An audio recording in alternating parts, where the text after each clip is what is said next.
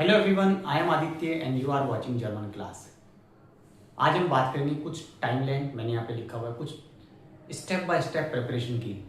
German में step by step preparation बहुत ज़रूरी है। आपको इन स्टेप्स को समझना होगा, कैसे आपको प्रिपेयर करना है अपने आप को। कोई शॉर्टकट लेने की जरूरत नहीं है, no shortcut is required. Shortcut जितना ही लोगे वो जर्नी उतनी ज़्यादा लंबी हो जाएगी और कोई फ्रूटफुल नहीं होगी, कोई बेनिफिट नहीं होगा। Shortcut is always harmful, shortcut is always risky. There is a risk associate with the shortcuts. तो शॉर्टकट को अवॉइड करना है और अपनी जर्नी को स्मूथ बनाना है। लैंग्वेज लर्निंग, जर्मन लर्निंग का प्रोसेस जो है, B1 और B2 आपको पता है इंपॉर्टेंट लेवल है, इतना तो आपको पता ही है। चाहे आप जर्मन सीखना भी शुरू कर रहे हो, चाहे आप सीख रहे हो, तो आपका क्या होता है, सीधा एम कि सीधा B1 को टारगेट करें, सीधा B2 को टारगेट करें। बस A1 A2 तो जो यूट्यूब पे हमने देखा वीडियोस को, लोगों ने जो बताया वो हमने बस कर लिया है, कोई एप्लीकेशन से हमने कर लिया है, बस A1 हो गया है। नहीं, A1 नहीं है उतना, A2 उतना नहीं है, डिटेल्ड स्ट्रक्चर है। क्या कभी आपने सोचा जब कोई इमारत बनती है, बिल्डिंग बनती है, तो उसका जो बेस होता है, वो बेस जितना स्ट्रॉन्ग होगा बिल्डिंग उतनी मजबूत खड़ी होगी। वैसे ही B1 B2 करने के लिए आपका जो बेस A1 A2 है वो जितना मजबूत होगा, उतने कॉन्सेप्ट आपके इंप्रूव होंगे, उतने कॉन्सेप्ट आपके स्ट्रॉन्ग होंगे और उतना ही आपको मजा आएगा आगे पढ़ने में।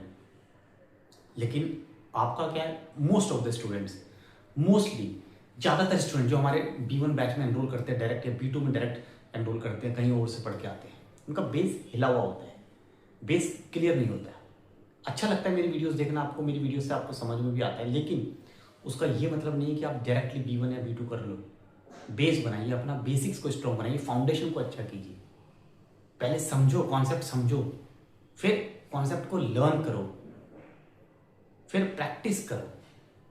ये चीजें आपको करनी होगी।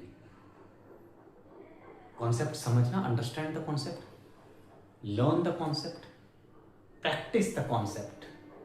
उसके बाद आप स्पीकिंग पे आओगे, तभी आप फ्लुएंटली बोल पाओगे। काफ़ी सारे स्टूडेंट्स की क्वेरी होती है कि sir I can not speak German, I have been learning for past couple of months, for even last 1 year, but I can not speak, I cannot open my mouth. I have problem, hesitation. Words doesn't occur to me. I don't remember the words. I cannot frame the sentence in mind on the spot. I have problem in a conversation in everyday life. What should I do now? Can I join your speaking batch?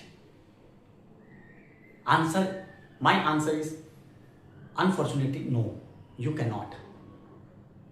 We don't have direct speaking batch. कैसे मुझे पता लगेगा कि आपको B1 तक, A1 A2 B1 के concept clear है कि नहीं? आपने कहीं से भी पढ़ा, आपको कितना अभी तक माइंड में है कि नहीं?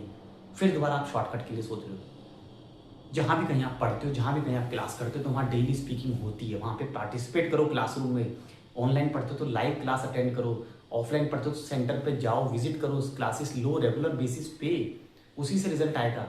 खाली सोचोगे कि नहीं A1 A2 चल रहा है, मैं तो B1 से ज्वाइन करूँगी या करूँगा, मैं तो B1 का डायरेक्ट एग्जाम का बैच ज्वाइन करूँगी या करूँगा, कोई फ़ायदा नहीं है, कोई हेल्प नहीं मिलेगी। ये शॉर्टकट्स ही तो हैं। आपको किसी ने बता दिया कि बस B1 का सर्टिफिकेट ले आओ या B2 का सर्टिफिकेट लगाओ, ले आओ, आपकी फाइल मैं लगा दूंगा, वो बाकी आगे का काम मेरा। भाई आगे का काम करोगे क्या?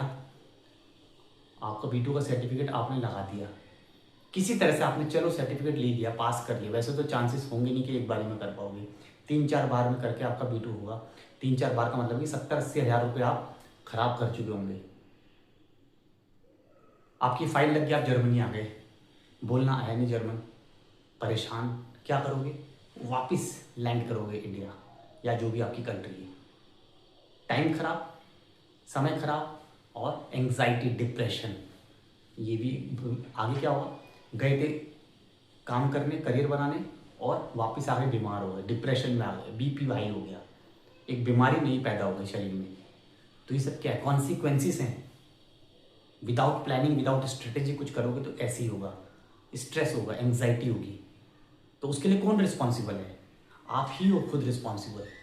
किसी ने ऐसा नहीं बोला कि ऐसा करो आप, यदि बोला है तो गलत बोला है। शॉर्टकट नहीं है कोई सही चीज़ के लिए, किसी भी चीज़ के लिए shortcut is not the right way. बस यही आपको इस वीडियो के थ्रू संदेश देना था, मैसेज देना था कि अपनी जर्नी पे आराम से चलो। It's a gradual process, long lasting process, continuous process with consistent dedication and hard work. Do that and get your result. Thank you so much. All the best.